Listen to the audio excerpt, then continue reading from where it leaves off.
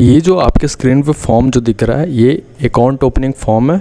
किसका? तो Indian bank का। ठीक है, तो इस फॉर्म को आज देखेंगे हम लोग किस तरह से इस फॉर्म को फिल करा जाता है। यानी कि अगर आप इंडियन बैंक में अकाउंट ओपन करवाना चाहते हैं तो इस फॉर्म को आपको फिल करना होता है, यानी कि इस फॉर्म को भरना होता है। तो हम बताने वाले हैं इस वीडियो में कि इस फॉर्म को किस तरीके से फिल करा जाए ताकि आपका जो अकाउंट है वो आसानी से ओपन हो जाए, अर्थात खुल जाए। तो उसके पहले वीडियो स्टार्ट करने से पहले एक दो चीज़ें हैं जो आपको ध्यान में रखनी है इस फॉर्म को भरते टाइम।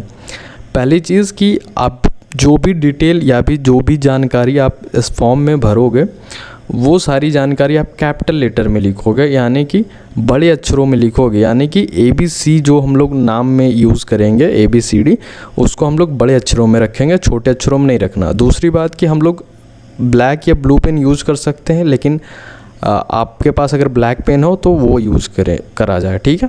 तीसरी चीज़ मैं बताना चाहता हूँ आपको, जो भी जानकारी आप इस फॉर्म में भरोगे यानी कि दोगे बैंक वाले को, वो सारे चीज़ें जो इन्फॉर्मेशन होनी चाहिए वो सही होनी चाहिए। ठीक है। तो इस फॉर्म को देखते हैं किस तरीके से भरा जाए। तो यहाँ पे आपसे पूछा जा रहा है type of account. It means कि आप जो अकाउंट इंडियन बैंक में खोलने जा रहे हो। अब एक चीज़ मैं और बता देना चाहता हूँ, इंडियन बैंक का नाम इधर चेंज हुआ है। इसके पहले इसका नाम इलाहाबाद बैंक था। तो इलाहाबाद बैंक जो था अब वो क्या बन गया है, तो इंडियन बैंक के नाम से जाना जाता है। ठीक है। अब यहाँ पे आपसे पूछा जा रहा है टाइप ऑफ अकाउंट, मतलब कि इंडियन बैंक में जो आप अपना खाता खोलना चाहते हो वो इतने वैरायटी के खाते खुलते हैं यहाँ पे। तो इसमें से आपको जो भी अकाउंट चाहिए वो उस अकाउंट पे आपको टिक करना है। करेंट अकाउंट, यहाँ पे देखो एक करेंट अकाउंट लिखा हुआ है। ठीक है। और यहाँ पे एक सेविंग बैंक अकाउंट है। तो नॉर्मल जो लोग होते हैं वो उनके लिए सेविंग बैंक अकाउंट होता है, और जो बिज़नेस करने वाले जो लोग होते हैं यानी कि जिनका बिज़नेस है उनको करेंट अकाउंट खुलना होता है। ठीक है। तो मेरे को अभी नॉर्मल सेविंग अकाउंट चाहिए तो मैं इस पर टिक करूँगा। ठीक है। फिर आपसे पूछा जा रहा है mode of operation. It means कि ये जो आपका अकाउंट ओपन होगा यानी कि जो खाता होगा ये आप सिर्फ आप ही यूज़ करोगे या फिर किसी के साथ जॉइंट है या फिर कोई और यूज़ करेगा, तो वो चीज़ यहाँ पे आपको बताना है। अगर आपका जॉइंट अकाउंट है तो यहाँ पे आप टिक करोगे। अगर आपका खुद का अकाउंट है, सिर्फ आप ही यूज़ करना चाहते हो, तो आप सेल्फ पे टिक करोगे यहाँ पे। ठीक है। उसके बाद तीसरे नंबर में आपसे पूछा जा रहा है कि सर्विस रिक्वायर्ड, मतलब कि ये जो अकाउंट आप ओपन करवाओगे तो उसके साथ जो जो सर्विसेज मिलती है उनमें से क्या क्या चीज़ें आप लेना चाहोगे। तो पहला आपसे पूछा जा रहा है कि ATM कम डेबिट कार्ड। अब देखो ATM कार्ड को ही हम लोग डेबिट कार्ड बोलते हैं। ठीक है। तो ATM कार्ड क्या होता है? तो ATM कार्ड वही होता है, एक कार्ड के फॉर्म में आपका जब अकाउंट ओपन हो जाता है तो एक कार्ड मिलता है आपको। उस कार्ड का यूज़ करके आप ATM मशीन से कैश विड्रॉवल कर सकते हो, यानी कि पैसे निकाल सकते हो, नॉर्मल समझा जाए तो अगर वो चीज़ आपको लेना है तो यहाँ पे आपको यस पे टिक करना होगा। फिर आप जो नाम चाहते हो कि ATM पे जो छप के आए वो नाम यहाँ पे आपको लिखना होगा। ठीक है। और ये चीज़ करने के बाद आपका जो ATM है आपको अकाउंट ओपन होने के बाद मिल जाएगा।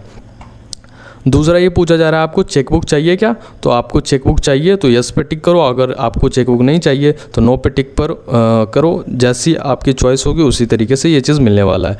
फिर आपसे पूछा जा रहा है इंटरनेट बैंकिंग, अगर चाहिए तो इंटरनेट बैंकिंग ले सकते हो। फिर यहाँ पे एसएमएस अलर्ट है, एसएमएस अलर्ट चाहिए तो यस पे टिक करो, और नहीं तो नो पे टिक करो, या फिर इसको छोड़ सकते हो। सिंपली देखो ये जो आपके पास 7-8 ऑप्शन है, इसमें से जो चीज़ आपको चाहिए उस पर यस पे टिक करो, और बाकी जो चीज़ नहीं चाहिए उसको ब्लैंक छोड़ दो। ठीक है। अब फ़ोन बैंकिंग आपको चाहिए तो आप यहाँ से ले सकते हो, मोबाइल बैंकिंग के लिए यहाँ पे। और यहाँ पे देखो पासबुक, तो पासबुक यार तुम यस पे टिक करो या ना करो, बैंक वाले तुमको देंगे ही देंगे। ठीक है। फिर कोई दिक्कत नहीं है इसके लिए। फिर ये जो ऑप्शन है फिक्स डिपॉजिट से रिलेटेड। अब फिक्स डिपॉजिट क्या होता है? तो हम लोग नॉर्मल एक शब्द सुनते हैं ना, FD करा लो, FD करा लो। तो ये सेविंग के लिए है कि आप अगर FD कराना चाहते हो यानी बैंक के पास कुछ सालों के लिए अपना पैसा रखना चाहते हो, तो ये भी बहुत तरह के होते हैं, टर्म डिपॉजिट वगैरह वगैरह। तो अगर आपको ये सब चीज़ नहीं चाहिए तो इसको आप जनरली छोड़ सकते हो। मल्टी ऑप्शन डिपॉजिट, इसको भी आप स्कीम है तो उसको भी छोड़ सकते हो, कोई ज़रूरी नहीं है। ये भी आपको ज़रूरी नहीं है, FD से ही रिलेटेड चीज़ है। ठीक है। फिर यहाँ पे आपसे पूछा जा रहा है नॉमिनी के बारे में। ठीक है। इट मीन्स कि आपका ये जो बैंक अकाउंट है, कल को अगर आपको कुछ हो जाता है, बाय द वे ऐसा हाइपोथेटिकल सोच लेते हैं कि कल को कुछ हो जाता है आपको, तो उस केस में जो भी नॉमिनी आप इस अकाउंट में जिनको भी बनाओगे, यानी कि आपके रिलेशन में हो सकते हैं, आपके दोस्त हो सकते हैं, जो भी लोग हैं, तो वो उस केस में जो भी अमाउंट इसमें पड़ा हुआ होगा, यानी कि जो भी एसेट होगा आपका, जो भी आपके पैसे होंगे या फिर जो भी होगा, वो चीज़ उनको मिल जाएगा। तो वो आपको कुछ अगर हो जाता है तो फिर वो लोग यूज कर पाएंगे, उनके लिए ये नॉमिनी ऐड करना होता है। अब देखो तुम्हारे पास दो ऑप्शन है, या तो नॉमिनी तुम अभी ऐड कर लो, नहीं तो उसको स्किप कर सकते हो। अकाउंट बिना नॉमिनी के भी खुल जाता है, फिर बाद में आप कभी भी नॉमिनी ऐड कर सकते हो अगर आप चाहो तो। और अगर आपको नॉमिनी अभी ही ऐड करना है तो उसके लिए मैं बता देता हूँ कि क्या क्या चीज़ें यहाँ पे फिल करनी होती है। तो यहाँ पे देखो ये जो है पूरा फॉर्म आपको फिल करना होगा अकॉर्डिंग टू, मतलब जो भी डाटा है आपका। जैसे कि अब देखो यहाँ पे पहले आपको तो अभी अकाउंट ओपन ही होगा, तो आपको अकाउंट नंबर तो मिला नहीं है, तो ये चीज़ आपको छोड़ देना है, ठीक है। फिर जो जिनको भी आप नॉमिनी बनाना चाहते हो, ठीक है, उनका नाम यहाँ पे आप लिखोगे, जो भी उनका नाम होगा वो चीज़ यहाँ पे लिखोगे। उनका अगर कोई मोबाइल नंबर है तो वो चीज़ यहाँ पे लिखोगे, ठीक है। और डेट ऑफ बर्थ फिर जो जिनको नॉमिनी बनाओगे, अगर वो माइनर यानी कि 18 साल से नीचे हैं, हो सकता है आपके बच्चे हों, तो 18 साल से अगर नीचे हैं तो उस केस में आप डेट ऑफ बर्थ लिखोगे। अगर वो 18 साल से ऊपर हैं तो उस केस में आपको डेट ऑफ बर्थ लिखने की कोई ज़रूरत नहीं है, ठीक है।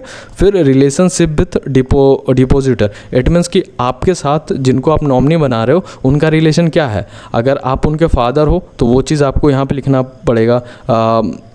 आपका अगर कोई बेटा है तो आपको यहाँ पे सन लिखना पड़ेगा, आपकी कोई बेटी है तो डॉटर लिखना पड़ेगा, वो चीज़ यहाँ पे। फिर एज में आपको उनका क्या एज हो रहा है वो चीज़ यहाँ पे लिखना पड़ेगा, ठीक है। ये सब चीज़ें भरोगे। फिर यहाँ पे देखो एड्रेस है, एड्रेस भरना है। फिर यहाँ पे साइन करना होगा आपको, और फिर देन अगेन यहाँ पर भी आपको साइन करना है। उसके बाद फिर नेक्स्ट के लिए मूव करना है, और ये चीज़ आपको यहाँ पे टिक करना है वगैरह वगैरह, यहाँ पे डेट देना है, ये सब चीज़ें, ठीक है। फिर यहाँ पे देखो डिक्लेरेशन देना है आपको, ठीक है। डिक्लेरेशन का मतलब होता है कि आपको वेरीफाई करना है कि आप जितनी भी जानकारी ऊपर दी है वो सही होता है, वो चीज़ यहाँ पे देना होता है, ठीक है।